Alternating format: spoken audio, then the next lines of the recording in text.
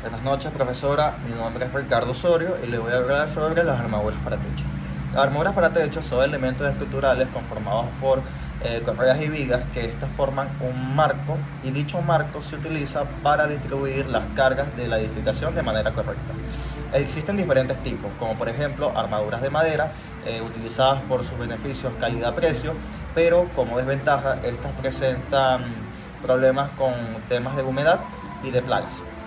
Existen armaduras de acero utilizadas normalmente en edificaciones, pero que como un lado de desventaja, estas a veces suelen presentar problemas de corrosión con el paso de los años o dependiendo de las condiciones en las que se genere o en las que esté. Existen las armaduras de hormigón utilizadas en edificios modernos, dado que es un material bastante duro y resistente, pero como una desventaja o factor a tomar en consideración es que es un material más pesado y por lo tanto tiene que llevar un cálculo y una distribución bien hecha. Existen las armaduras de aluminio, que por cierto son muy utilizadas en este país, dado que es un material flexible, es un material bastante duradero y que a diferencia del acero no presenta problemas con la corrosión. Algo que sí hay que tomar en consideración es que obviamente este material es más costoso que la madera, pero no tanto como el acero. Y por último existen las armaduras prefabricadas, que estas son alternativas que presentan empresas para agilizar el tiempo en el que se hace una estructura, y pues estas pues lo venden y las generan de diferentes materiales como por ejemplo acero, madera o aleaciones. Selección y factores que afectan a la hora de escoger uno u otro método. Pues evidentemente hay diferentes factores que van a influir, como por ejemplo las condiciones climáticas, la sostenibilidad, la rentabilidad, las normativas, el tema del diseño, que pues todos estos factores van a tomar en cuenta y van a ser importantes a la hora de escoger entre una estructura u otra. Material de la cubierta. Una vez que se escoge el tipo de material que se hace la estructura del techo, este se recubre con diferentes materiales, como por ejemplo tejas de arcilla, de hormigón, se le puede hacer un manto asfáltico, o también, dependiendo lo que se busque, también se crean a veces estructuras con elementos como por ejemplo telas muy resistentes. Bueno, ya ahí se entiende más o menos la idea. Proporción y separación de armadura. La proporción y la separación de la armadura pues también va a depender del tipo de estructura que esté hecho. En el caso de las estructuras de madera, por ejemplo, se hace una separación entre 40 y 60 centímetros, mientras que en los techos de acero se hace una separación de 1 a 2 metros. Diseño de armadura. A la hora de hacer el diseño de armaduras hay que tomar en cuenta diferentes factores, como por ejemplo las cargas actuantes, que van a ser todas las fuerzas que van a estar, que tiene que recibir dicha armadura. Por ejemplo, estas no solamente son las fuerzas que generan los materiales, sino también elementos naturales, como por ejemplo el agua, la nieve, el viento, etc. Las viguetas son elementos estructurales horizontales que lo que hacen es distribuir la carga hacia las columnas o las paredes. Estas también vienen con otro elemento que se llaman largueros o correas, que estas se colocan de manera perpendicular a través de las viguetas. Cargas colgadas.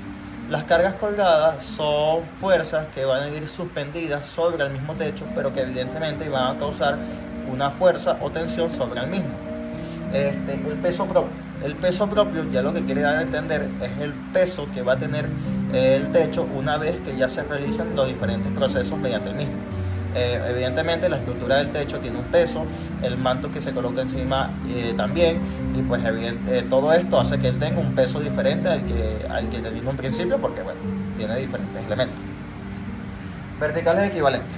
Los verticales equivalentes lo que quieran entender son todas las fuerzas verticales que nuevamente van a actuar sobre el techo, es decir, él va a ser una sumatoria de todas las fuerzas que se generan. Como lo que es el peso propio, las cargas actuantes, las cargas colgadas y pues todos estos elementos. Este cálculo es a veces necesario hacerlo para ver si pues evidentemente la estructura va a poder soportar las diferentes condiciones climáticas y aspectos que pues tengan que considerarse. Reacción y fuerzas internas. El techo también evidentemente, o la estructura del techo, está expuesta a diferentes fuerzas, como por ejemplo las fuerzas de compresión o torsión que se generan por las columnas de paredes. Como fuerzas internas que también actúan están, por ejemplo, las fuerzas axiales del techo, que están las fuerzas axiales, están los momentos flectores y están también las fuerzas de corte. Métodos o análisis de los esfuerzos. Existen dos métodos utilizados para poder calcular las cargas actuantes y los esfuerzos que puede haber en una estructura. Existen el método algebraico y existe el método gráfico. Determinación de la magnitud de los tipos de esfuerzo. En una estructura van a haber dos tipos de esfuerzo normalmente que van a estar presentes: las fuerzas de compresión y las fuerzas de tensión. En este caso, en el ejemplo que tengo en la foto, el cordón superior y el cordón inferior sufren fuerzas diferentes, por ejemplo, a las diagonales. En el caso del cordón superior e inferior sufren fuerzas de compresión, mientras que las diagonales pueden sufrir fuerzas de tensión. Sección neta. La sección neta lo que va a entender es el peso que tiene el techo sin contar las perforaciones o diferentes elementos que tenga el mismo. Es decir, la sección neta lo que va a tomar en cuenta son la cantidad de peso o la carga que él va a poder soportar. Los remaches. Los remaches es un elemento estructural utilizado para poder unir, en este caso, por ejemplo, estructuras de acero. La ventaja de usar remaches es que evidentemente son bastante resistentes y soportan cargas de flexibilidad y, bueno, diferentes cargas.